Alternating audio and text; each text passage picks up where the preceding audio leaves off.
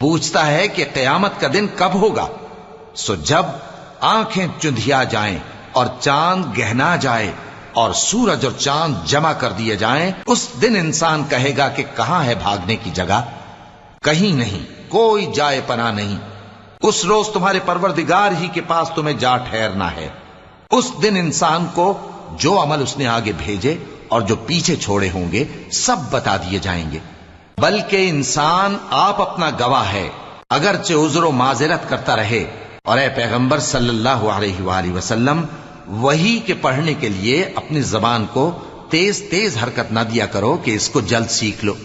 اس کا جمع کرنا اور پڑھانا ہمارے ذمے ہے، سو جب ہم اسے پڑھا کریں تو تم اس کو سنا کرو اور پھر اسی طرح پڑھا کرو۔